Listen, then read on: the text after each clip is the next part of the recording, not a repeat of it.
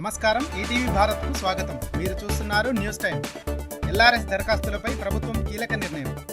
2020లో దరఖాస్తు చేసుకున్న ప్లాట్ల క్రమబద్ధీకరణ 31 వరకు రుసుము చెల్లించేందుకు గడువు.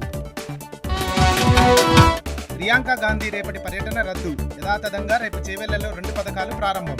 ఢిల్లీ నుంచి వర్చువల్గా నిర్వహించేందుకు సన్నాహాలు. హైదరాబాద్లో మరో డ్రగ్ కేసు. కొకైన్ తీసుకుంటున్న 9 మందిపై ఎఫ్ఐఆర్. నిందితుల్లో మంజీరా గ్రూప్ డైరెక్టర్.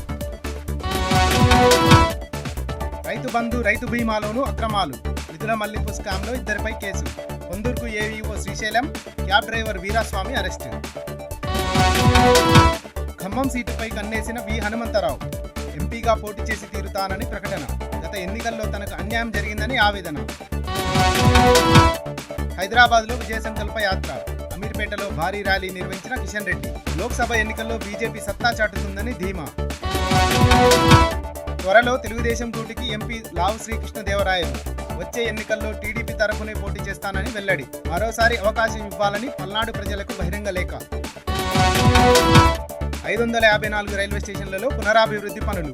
అమృత్ భారత్ స్కీమ్లో భాగంగా ప్రారంభించిన ప్రధాని. రాష్ట్రంలో 15 రైల్వే స్టేషన్లకు మహర్దశ. అగ్నిపథ్ను వ్యతిరేకిస్తూ రాష్ట్రపతికి కాంగ్రెస్ లేఖ. 2 లక్షల మందికి అన్యాయం జరిగిందని ఖర్గే ఆవేదన. అధికారంలోకి వస్తే ఈ స్కీమ్కు స్వస్తి పలుకుతామని స్పష్టం. లిక్కర్ స్కామ్ కేసులో ఈడీ విచారణకు కేజ్రీవాల్ గైర్హాజరు. కోర్టు పరిధిలో ఉన్నందున హాజరు కాలేదన్న ఆప్.